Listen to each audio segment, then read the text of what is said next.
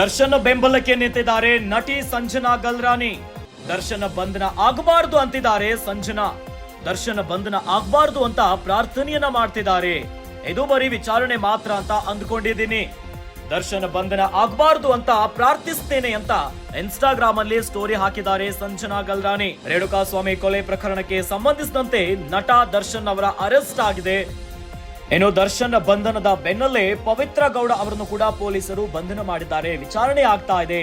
ಈತ ದರ್ಶನ್ ಬೆಂಬಲಕ್ಕೆ ನಿಂತಿದ್ದಾರೆ ನಟಿ ಸಂಜನಾ ಗಲ್ರಾನಿ.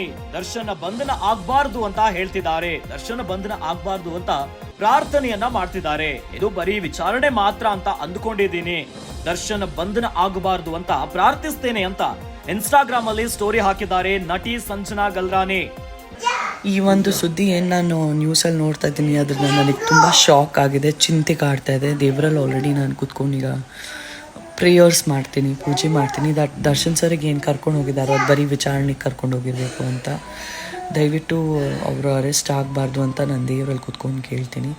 ಇದು ತುಂಬಾ ಅಬ್ಸಲ್ಯೂಟ್ಲಿ ಶಾಕಿಂಗ್ ನ್ಯೂಸ್ ಆಗಿದೆ. I hope that he will be release and I hope that this was just he's taken for police enquiry ಅಂತ. ದಿಸ್ ಇಸ್ ನಾಟ್ ಅವ್ರ FIR ಅಲ್ಲಿ ಇಲ್ಲ ಅಂತ ನನಗೆ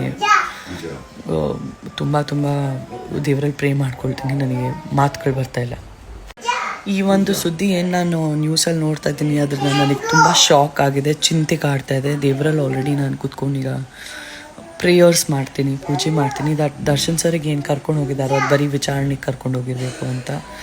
ದಯವಿಟ್ಟು ಅವರು ಅರೆಸ್ಟ್ ಆಗಬಾರ್ದು ಅಂತ ನಾನು ದೇವರಲ್ಲಿ ಕೂತ್ಕೊಂಡು ಕೇಳ್ತೀನಿ.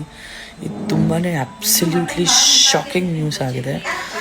I hope that he will be release and I hope that this was just he's taken for police enquiry ಅಂತ.